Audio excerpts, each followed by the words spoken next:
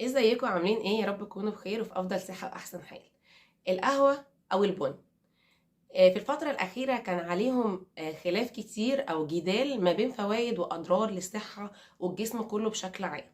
فبالتالي من اكتر الاسئله اللي جاتني: اسراء، هي القهوه فعلا حقيقي بتقل الشعر، بتطول الشعر، بتنعم الشعر وتفرده وتمنع الهيشان وتعمل كل الحاجات الخزعبليه اللي احنا بنسمع عنها ديت، لان خلاص بقى ليها حاجات كتير وطرق كتير للاستخدام؟ فهل الكلام ده مظبوط ولا لا؟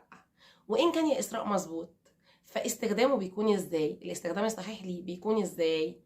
ان شاء الله ده اللي انا هعرفه لكم النهارده في الفيديو، بس كملوا معايا للاخر. خليني الاول اقول لك، لو انت اول مره بتشوفيني ما تنسيش اللايك والشير والاشتراك في القناه، ولو لسه ما انضمتيش لجروبي اسراء لولي على الفيسبوك، يلا بسرعه هتلاقيني سايبه لك اللينك تحت في صندوق الوصف، ويلا بينا نبدا الفيديو.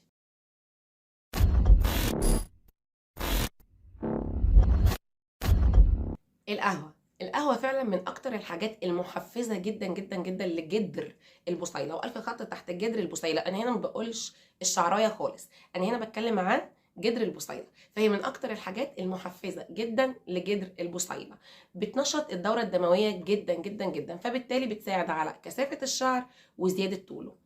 كمان هي من اكتر الحاجات المعقمه جدا لفروه الراس، خصوصا لو انت من الناس اللي بتحب تعمل حمامات زيت كتير او بتستخدمي توم او جاز او خلافه علشان خاطر شعرك يتقل او ينعم او الحاجات دي. هي بتعقم الشعر جدا ومن غير ما تسبب اي جفاف. هي كمان من اكتر الحاجات اللي بتساعد على تطهير فروه الراس من اي فطريات بكتيريه ممكن تسبب معاكي طبقه من القشره، وطبعا دي مشكله بيعاني منها كل الناس. وعلى فكره هي من اكتر الحاجات برضو اللي ما بتنشفش الشعر نهائي. طيب، يبقى هنا خلينا متفقين ان هي من الحاجات اللي بتحفز نمو الشعر جدا جدا. كمان بتعقم الشعر من اي روائح موجوده فيه، كمان بتطهر فروه الراس. يعني هي ولا بتمنع الهيشان، ولا ليها علاقه بان الشعرايه ناعمه او الشعرايه خشنه، ولا ليها علاقه بان الشعرايه مقصفه. هي ما بتتعاملش مع الشعرايه خالص، هي بتتعامل مع جدر البصيله وفروه الراس وبس.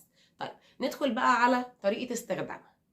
الطريقة المظبوطة جدا لاستخدام القهوة هي طريقة التسوية. يعني ايه اسراء طريقة التسوية؟ يعني حضرتك بتحطي القهوة على النار عادي جدا، بتحطي فيها، تحطي كوباية مثلا مية وتحطي عليها معلقتين من البن، وبعدين بتبدأي ان انت تغليهم وتسيبيها لما تبرد خالص وتصفيها، وتبدأي ان انت تاخدي معلقة ممسوحة على معلقتين من الشامبو، تحطيهم على بعض وتبداي ان انت تغسلي بيهم شعرك مره كل شاور.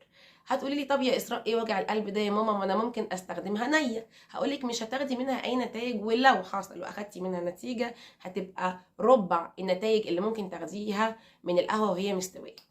هتقولي لي طب يا اسراء انا كل مره هقعد اعمل الشغلانه السودا ديت؟ يا بنتي ما انا اجيب ازازه الشامبو كلها احط عليها كل مره واحده، انا على طول بعمل كده وبعدين بستخدمه في فروه راسي وبقى هو بيترمي في الحمام. لا، هقولك هنا انت حضرتك انا لازم تحطي الف خط. انت كنت بتعملي كده لما كانت القهوه نيه، لما كانت القهوه نيه كنت بتحطيها على الشامبو وترميها في الحمام، ما بيحصلش اي تفاعل لان هي اوريدي مش شغاله. لكن انا هنا بقولك طفل القهوه المستويه، يعني انت بتستخدمي قهوه مستويه على الشامبو. يعني لو حطيتيهم الكيميكال اللي موجوده في الشامبو مع الماده اللي موجوده في البن هيحصل مع حضرتك عفن، فلازم تعمليها اول باول قبل كل شاور. بتقعد معاكي قد ايه حبيبه قلبي؟ يعني لو حصل لك اي ظرف بعد الخلط بتقدري ان انت تحطيهم في الثلاجه لمده يوم واحد. يوم واحد لو حضرتك في الشتاء، ويومين لو حضرتك في الصيف، تمام؟ او العكس صحيح عشان انا اتلخبطت. خلاص كده مظبوط.